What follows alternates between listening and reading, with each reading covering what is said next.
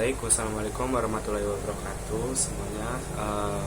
Salam kenal, perkenalkan kami dari kelompok mata kuliah akuntansi keuangan lanjutan 1 ingin mempresentasikan mengenai consolidate change ownership in interest. Jadi ini mengisahkan tentang bagaimana sebuah perusahaan induk memiliki anak dan anaknya memiliki anak, sehingga induk memiliki cucu dan secara tidak langsung induk memiliki saham dari cucu, seperti itu. Namun sebelum itu kami akan memperkenalkan diri kami terlebih dahulu.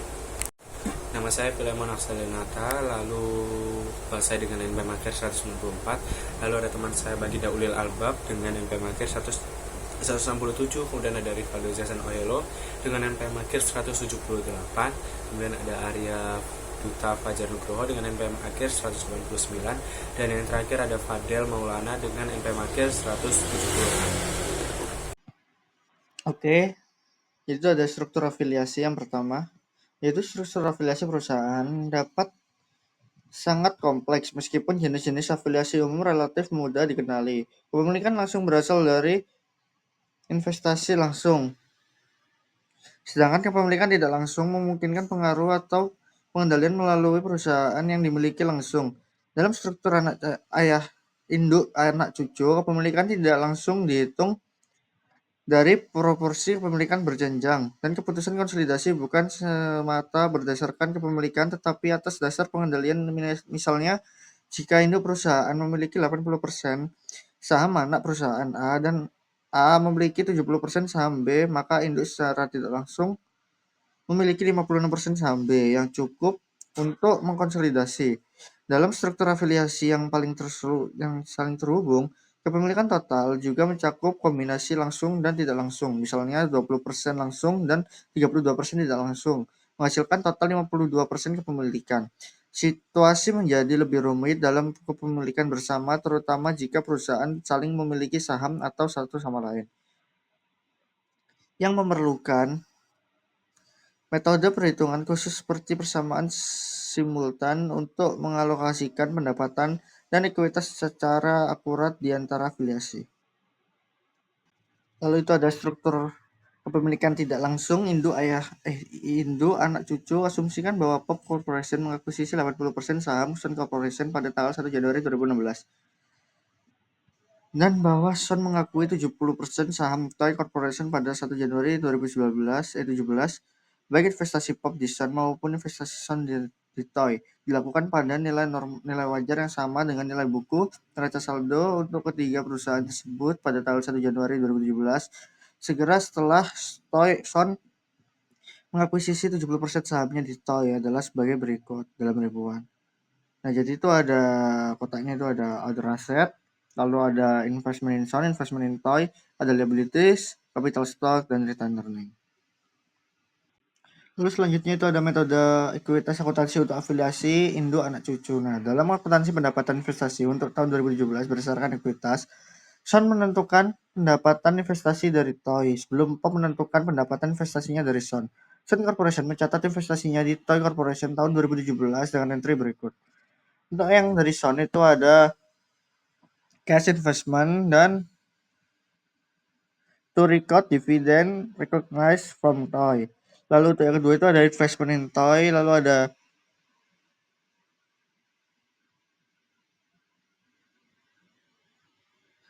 invest income itu, lalu ada to recognize from Toy. Dan untuk yang jurnal dari Pop itu ada cash investment in Sun, lalu ada to recognize dividend reserve from Sun. Lalu untuk jurnal kedua itu ada investment in Sun, lalu ada income from Sun. Selanjutnya itu ada pendekatan komputasional untuk laba bersih konsolidasi. Pendekatan komputasi untuk consolidate net income digunakan untuk menghitung laba bersih gabungan dari seluruh entitas dalam satu grup perusahaan. Proses ini melibatkan eliminasi transaksi antar perusahaan agar tidak terjadi penggandaan pendapatan atau biaya, serta penyesuaian terhadap laba anak perusahaan berdasarkan proporsi kepemilikan di perusahaan induk. Hasil akhirnya adalah pembagian laba bersih menjadi dua bagian, yaitu laba yang dapat dipublikasikan kepada pemilik entitas induk dan laba untuk kepentingan dan pengendali. Pendekatan ini bertujuan untuk menyajikan laporan keuangan yang mencerminkan kondisi keuangan dan kinerja operasional grup secara menyeluruh sebagai satu kesatuan ekonomi. Untuk selanjutnya akan dijelaskan oleh rekan saya. Selanjutnya, saya Fadil Maulana Zidan, MPM akhir 173, akan menjelaskan mengenai kepemilikan bersama saham induk dipegang oleh anak perusahaan. Jadi ketika afiliasi memegang kepentingan kepemilikan satu sama lain, ada situasi kepemilikan bersama. Saham induk dimiliki oleh entitas anak, tidak terutang dari sudut pandang konsolidasi dan tidak boleh dilaporkan sebagai saham beredar dalam neraca konsolidasi. Misalnya jika PAM Corporation memiliki 90% saham di Sun Corporation dan Sun memiliki 10% saham persen bunga di PAM, bunga 10% yang dipegang Sun tidak terutang untuk tujuan konsolidasi, juga bukan 90% saham Sun yang dipegang oleh PAM. Praktik konsolidasi membutuhkan pengecualian dari keduanya kepentingan 10% dan 90% dari laporan konsolidasi. Dan pertanyaannya bukan apakah bunga 10% pada PAM harus dikecualikan, melainkan bagaimana kita menghilangkannya dalam konsolidasi proses. Prosedur eliminasi tergantung pada metode yang digunakan dalam akuntansi investasi. Ada dua metode akuntansi yang diterima secara umum untuk saham induk yang dimiliki oleh anak perusahaannya. Metode akuntansi pendekatan treasure shock dan pendekatan konvensional. Selanjutnya, saya akan membahas mengenai pendekatan saham treasury dan pendekatan konvensional. Jadi, pendekatan saham treasury mempertimbangkan induk saham yang dimiliki oleh entitas anak menjadi saham treasury entitas konsolidasi. Dengan demikian, kami mempertahankan investasi dalam rekening induk pada pembukuan anak perusahaan berdasarkan biaya satu dan dipotong dengan biaya dari ekuitas pemegang saham dalam neraca konsolidasi. Pendekatan konvensional adalah memperhitungkan investasi anak perusahaan dalam saham induk atas dasar ekuitas dan untuk menghilangkan investasi anak perusahaan akun terhadap akun ekuitas induk dengan cara biasa. Meskipun kedua pendekatan tersebut diterima mampu, laporan tersebut tidak menghasilkan laporan keuangan konsolidasian yang setara. Secara khusus, konsolidasi laba ditahan dan jumlah bunga yang tidak terkendali biasanya berbeda dalam dua metode tersebut. Selanjutnya, contoh pendekatan saham treasury. Asumsikan bahwa PAM Corporation mengakuisisi 90% saham Sun Corporation pada 1 Januari 2016 sebesar $540.000 ketika modal saham Sun adalah $400.000 dan laba ditahan $200.000. Selain itu, Sun membeli 10% saham PAM pada 5 Januari 2016 harga $140.000. Ketika modal PAM saham adalah 1 juta dan laba ditahan $400.000, satu uji coba untuk PAM dan Sun pada bulan Desember 31 Desember 2016. Sebelumnya, salah satu perusahaan mencatatkan pendapatan investasinya adalah sebagai berikut di gambar. Jadi pada debit ada aset itu PAM 960 dan Sun 520. Habis itu investment in Sun 540 sesuai di soal, dan juga investment in PAM 140 juga dari soal. Lalu expand including cost of goods sold 140 dan 100. Nah, itu jadi totalnya 1.640 PAM dan Sun 760. Terus pada capital stock ini capital stock 10 $ per 1000 pada PAM dan 400 pada Sun, dan return earning-nya PAM 400 dan Sun 200. Penjualannya 240 PAM dan 100 Sun. Total ekuitasnya dan liabilitas. Jadi total ekuitasnya 1640 pada PAM dan Sun 760. Jadi aset dan ekuitasnya sama. Balance. Selanjutnya, contoh pendekatan saham treasury yang lanjutan tadi. Konsolidasi di tahun akuisisi jika kita menggunakan pendekatan treasury stock. Sun Corporation memiliki tidak ada pendapatan investasi untuk tahun 2016 dan bagian PAM dari pendapatan Sun sebesar 60.000 dari penjualan 160.000 dan pengeluaran 100.000 dikurangi. Jadi 54.000. Lalu pengeluaran 100 pengeluaran lalu pameran 9.5 di samping konsolidasinya itu menyebutkan kertas kerja konsolidasi PAM dan SAN untuk tahun 2016. Dalam memeriksa kertas kerja, beliau bahwa investasi SAN di PAM diklasifikasikan ulang sebagai saham treasury dan dipotong dan ekuitas pemegang saham dalam neraca konsolidasi. Nah, di samping ini adalah kertas kerjanya konsolidasi.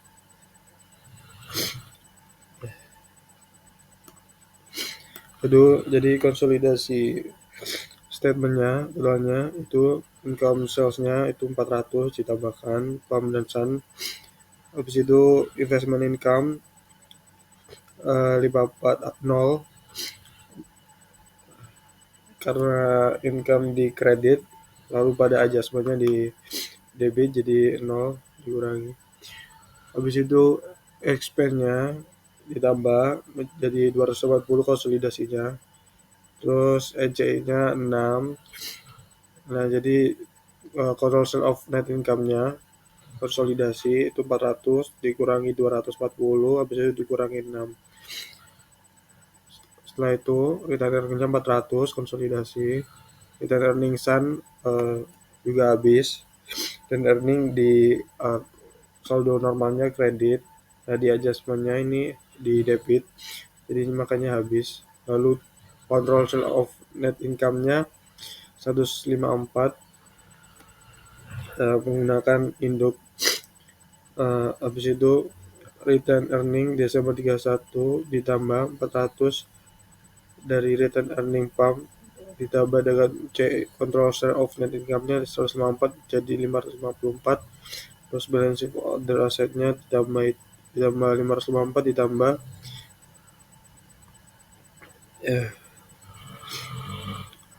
balance sheet other asset 960 tambah 520 menghasilkan 100.480 konsolidasinya. Dan investment itu juga 0. Habis itu capital stock 1000 PAM, capital stock SAN habis 0. Terus return earning-nya 554 dan treasury stock-nya 140. Terus NCI-nya 66. Jadi totalnya 1440. Selanjutnya konsolidasi pada tahun-tahun berikutnya laba dan dividen tahun 2017 adalah sebagai berikut. Spread earning-nya PAM 120.000, SAN 80.000, dividen 60.000, 40.000. SAN 40.000.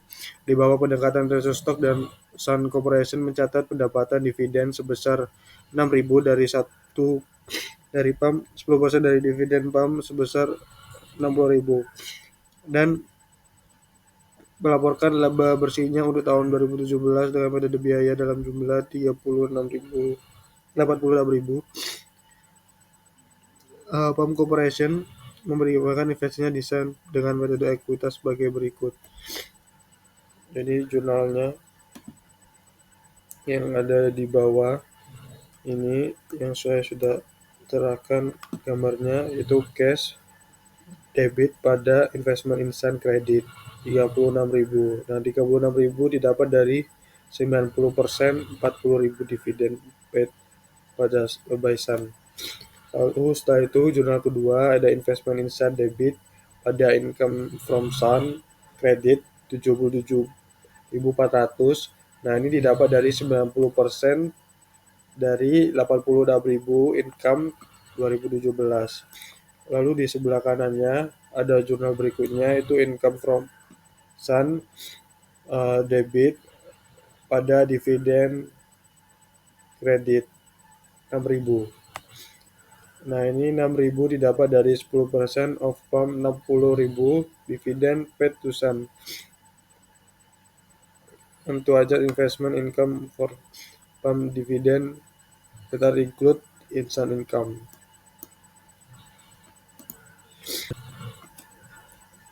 Selanjutnya, dengan demikian, PAM mencatat pendapatan investasi dari Sun sebesar 71.400 dari 77.400 dikurangi 6.000, dan investasi peningkatan akun investasi sebesar 41.400 selama tahun 2017 dari 77.400 dikurangi 36.000. Peningkatan sebesar 41.400 dalam investasi PAM di akun Sun sama dengan 0% dari pendapatan terpisah Sun sebesar 80.000 ditambah 90% dari dividen 6.000 yang dibayarkan kepada Sun yang diperoleh dari Sun terdiri dari 90% dari Sun 80.000 berhasil terpisah kurang dari 600, 10% dari 60.000 dari 6.000 dari PAM yang diperoleh dari manfaat pemegang saham Sun yang tidak memegang kendali. Jadi nanti pada slide selanjutnya pameran 936 menampilkan kertas kerja konsolidasi untuk PAM Corporation dan anak perusahaannya untuk tahun 2017. Nah ini kami hitung pada 300 utang saldonya 634 didapat dari investment in Sun 90% itu 594.000. Terus setelah itu 90% income Sun itu 77.400 dikurangi dividennya 90% Sun 36.000 menghasilkan investment in Sun 90% sebesar 635.000. Jadi 594.000 investmentnya tambah income-nya 77.400 dikurangi dividen 36.000 menghasilkan 635.400. Nah, jadi sebesar 90% dari ekuitas Sun pada tanggal 31 Desember 2017 itu 706.000 dikali 90% menghasilkan 635.400. Entry dalam kertas kerja konsolidasi yang ditujukan pada 9.6 di sebelah kanan kertas kerjanya dipegang oleh pembagian 6.000 penyesuaian penurunan di bawah metode ekuitas yang diproduksi di sini untuk referensi yang mudah. Di bawah ini jurnalnya, income from Sun, dividend income debit 1.400 dan 6.000 dividen pada dividen kredit 36.000 dan juga investment in Sun kredit 41.400. Entry ini tidak biasa karena hal ini menghilangkan pendapatan investasi PAM dari Sun dan Sun pendapatan dividen dari PAM dalam menyesuaikan investasi di akun Sun menjadi awal 594.000 satu akhir periode. Penyesuaian kertas kerja lainnya serupa yang ada di pameran 9.5 di 2016. Meskipun PAM membayar dividen sebesar 60.000 selama tahun 2017, hanya 54.000 yang dibayarkan ke saham luar pemegang. Dengan demikian, laporan laba ditahan PAM dan laporan laba ditahan konsolidasinya ditujukan dividen dan 54.000 bukan 60.000. Neraca konsolidasi menunjukkan 140.000 pengurangan ekuitas untuk biaya investasi Sun di PAM. Jumlah ini sama seperti yang ditunjukkan pada gambar kertas kerja dalam 9.5. Di sebelah kanan ini konsolidasi tahun 2017.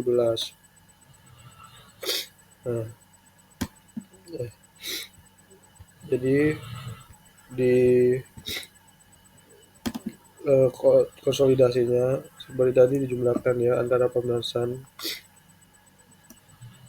Jadi pada balance sheet other assetnya itu total 1.622 dan juga ini di income sub-sales-nya jadi income sub-sales-nya itu ditambah seperti tadi sama, dan itu menghasilkan balance sheet other asset-nya itu total 1.622. Lalu pada ekuitasnya ini totalnya juga sama seperti 9.5 dijumlahkan itu dapat mendapatkan 1622, jadi balance. Soalnya akan dijelaskan oleh rekan saya. Alokasi pendapatan bersama. Ketika kita menggunakan metode konvensional dalam akuntansi untuk saham yang dimiliki secara bersama, pendapatan induk berdasarkan metode ekuitas tidak dapat ditentukan sebelum pendapatan anak perusahaan ditentukan berdasarkan metode ekuitas. Dan begitu juga sebaliknya. Hal ini disebabkan karena pendapatan kedua entitas saling terkait satu sama lain. Solusi untuk permasalahan dalam menentukan pendapatan induk dan anak perusahaan terletak pada penggunaan prosedur matematis tertentu. Yang paling umum adalah penggunaan persamaan simultan dan substitusi. Proses alokasi pendapatan kepada afiliasi dan pemegang saham luar dilakukan dalam 2 langkah. Yang pertama yaitu kita menghitung pendapatan PAM dan SAN secara konsolidasi yang mencakup pendapatan bersama yang dimiliki oleh afiliasi. Selanjutnya kita mengalihkan jumlah tersebut dengan persentase kepemilikan yang dimiliki dalam kelompok afiliasi dan persentase kepentingan non-pengendali atau non-controlling interest untuk menentukan laba bersih konsolidasi berdasarkan metode ekuitas dan porsi kepentingan non-pengendali secara berturut-turut. Dengan metode ekuitas. Metode ekuitas digunakan dalam akuntansi konsolidasi ketika satu perusahaan memiliki pengaruh signifikan, tapi tidak mengendalikan secara penuh perusahaan lain. Biasanya ditandai dengan kepemilikan saham 20% sampai 50%. Dalam konteks hubungan antara entitas yang saling memiliki saham, metode ini juga diterapkan untuk menghitung bagian laba dari perusahaan yang dimiliki. Langkah-langkah umum konsolidasi dengan metode ekuitas. Pertama yaitu pengakuan investasi awal. Investasi awal dicatat sebesar harga perolehan. Kedua yaitu pengakuan bagian laba rugi anak perusahaan. Setiap tahun induk mengakui bagiannya atas laba anak perusahaan sebagai pendapatan investasinya. Contoh, jika PAM memiliki 30% saham SAN dan SAN memperoleh laba 100 juta, maka PAM akan mengakui 30 juta sebagai pendapatan dari investasi. Ketiga yaitu pengurangan dividen. Jika anak perusahaan membayar dividen, induk mengurangi nilai investasinya sebesar dividen yang diterima. Lalu 4 yang terakhir, penyesuaian saldo investasi. Nilai investasi dalam neraca induk akan bertambah atau berkurang tergantung pada laba rugi anak perusahaan dan dividen yang diterima. Selanjutnya kita masuk ke submateri saham subsidiary yang dimiliki bersama. Ini dimana konteks utama kita adalah saham dalam struktur afiliasi, yang dimana saham yang dimiliki oleh entitas dalam satu grup usaha atau afiliasi tidak dianggap sebagai saham beredar dan tidak dilaporkan sebagai saham beredar dalam laporan keuangan konsolidasi. Ini penting karena tujuannya adalah untuk menghindari penggandaan kepemilikan atau double counting dalam laporan keuangan gabungan. Ini mana karena dalam struktur afiliasi perusahaan bisa saling memiliki satu sama lain atau cross holding yang menyebabkan mungkin adanya ketidakbenaran informasi atau kesalahan pencatatan dan lain sebagainya. Lalu untuk pendekatan-pendekatan yang umum digunakan untuk mengatasi permasalahan ini adalah pendekatan yang pertama, pendekatan saham treasury, yang dimana saham yang dimiliki bersama.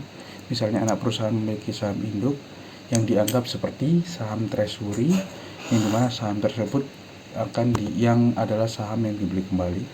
Artinya saham tersebut tidak dianggap sebagai saham beredar dalam laporan konsolidasinya.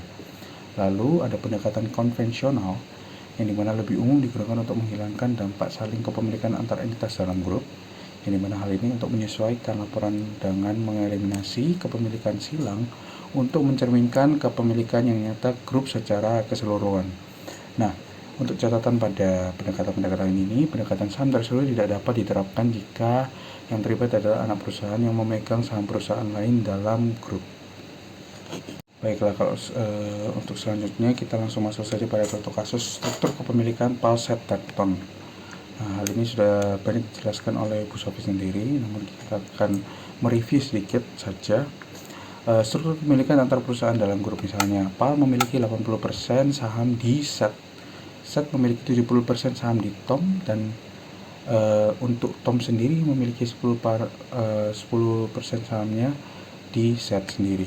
Nah, penjelasannya adalah PAL merupakan perusahaan induk dari SET yang secara langsung memiliki 80% sahamnya. Lalu SET adalah anak perusahaan PAL yang memiliki 70% sahamnya di TOM, dan TON adalah anak perusahaan dari SET tapi juga memiliki 10% saham dari SET itu sendiri. Jadi TON adalah anak SET, juga memiliki sebagian saham induknya yaitu SET, dan inilah yang disebut sebagai saham yang dimiliki bersama atau cross holding dalam satu grup afiliasi. Nah, selain itu ada 10% saham non pengendali di SET walaupun bukan dimiliki oleh PAL atau TON, dan juga ada 30% saham non pengendali di TON yang bukan dimiliki oleh SET. Nah, implikasi dari akuntansinya adalah karena TON memiliki saham di SET dan SET juga memiliki saham di TON, maka ini menimbulkan kepemilikan silang dalam grup. Dalam konsolidasi laporan keuangan, saham ini tidak dihitung sebagai investasi biasa, melainkan harus dilakukan penyesuaian agar tidak ada pengakuan ganda terhadap modal atau laba dalam grup.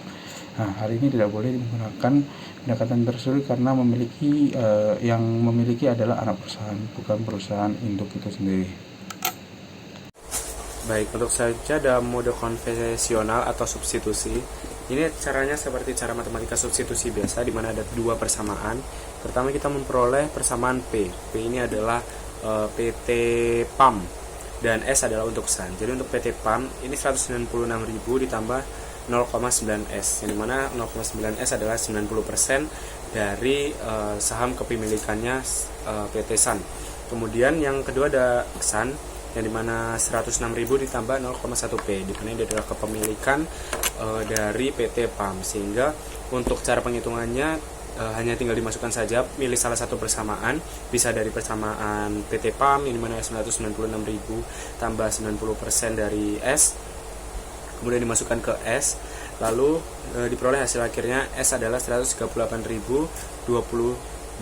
Nah, sedangkan untuk PAM retained earnings adalah 320.000 tadi itu dikali 90%, sehingga diperoleh hasil 288.198. Lalu untuk non controlling atau NCI yang bukan menjadi kepemilikannya adalah sebesar 10%, dengan total 13.802, sehingga diperoleh 302.000 untuk total keseluruhan. Lalu selanjutnya ada subsidiary stock mutually held, dimana kalau tadi kita membahas mengenai kepemilikan dari yang akan dibeli kembali, contohnya seperti PAM memiliki saham dari SAN senilai 90%, sedangkan SAN memiliki saham dari PAM senilai 10%. Jadi kalau misalnya di total bersih mendapatkan pendapatan income sebesar 80%.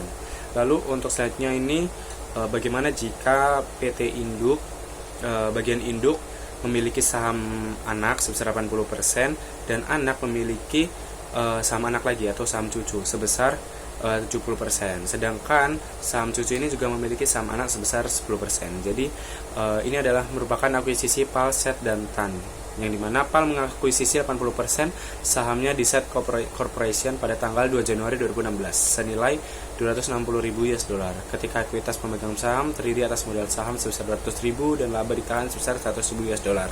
Dan goodwill terjadi di sini dengan 25.000 US dollar.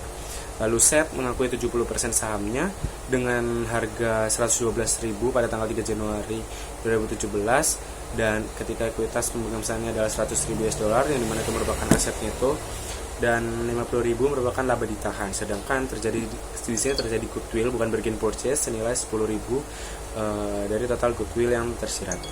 Lalu TON memperoleh 10% sahamnya di SET, karena tadi TON memiliki saham dari SET juga seharga 40.000 US dollar pada tanggal 31 Desember. Ketika aset netonya senilai 200.000 US dollar dan laba ditahannya senilai 200.000 US dollar tanpa goodwill, yang dimana nilai aset neto dan laba ditahan itu sama. Selanjutnya ada laporan keuangan atau laporan keuangan gabungan dari PT PAL, SET, dan TON, sehingga di sini diperoleh bahwa PAL tadi menginvestasi senilai 340.000 US dollar. Di sini kita akumulasikan dengan biaya 260.000 US dollar dan 80% kepemilikan dari SET senilai 40.000 income-nya, sehingga diperoleh 32.000 US dollar, dan 80% SET 60.000 US income dikurangi dividen pada tahun 2017 adalah 48.000 US dollar, sehingga untuk investment dari PT SET sendiri adalah 340.000 US dollar. Lalu kita juga mendapatkan SET compute SET di mana senilai 133.000 US dollar dengan ini adalah investasi kepada PT TON pada tanggal 31 Desember 2017 yang mengikuti biayanya adalah 112.000 US dollar, dan kepemilikan dari PT TON sendiri, PT SET sendiri adalah 30.000 70% dari 30.000 income-nya, sehingga 70% dari 30.000 adalah 21.000, sehingga diperoleh investasi pada PT TON adalah 133.000. Ini adalah jurnal sebelum dimana sebelum terjadinya anak memiliki anak. Lalu yang selanjutnya adalah sebelum 2018, the affiliates net income from operation and dividends yang mengikuti sebagai berikut. Jadi PAL, SET, dan TON itu menghasilkan nilai income dan dividen. Income-nya adalah 112 US dollar untuk PT PAL, lalu SET 51 US dollar, dan TON adalah 40 US dollar. Sedangkan dividen yang diperoleh adalah 50 US dollar pada PT PAL, 30 US dollar pada SET, dan 20 dolar pada PT TON. Selanjutnya, sehingga dari hal ini kita perlu untuk mengalokasikan controlling share of consolidated net income, di mana terjadi gabungannya adalah 179 US dollar 957. Kemudian NCI dari pendapatan SET adalah 10%, yang dimana tadi kan terjadi kepemilikan 90%, jadi 10% dari 84.946 US dollar. Yang diperoleh adalah 8.495. Kemudian NCI dari pendapatan TON adalah 30%, karena tadi PT SET itu mengakuisisi senilai 70%, sehingga diperoleh 14.548 US dollar. Sehingga untuk total keseluruhan spirit income-nya adalah 203.000 US dollar, nilainya sama.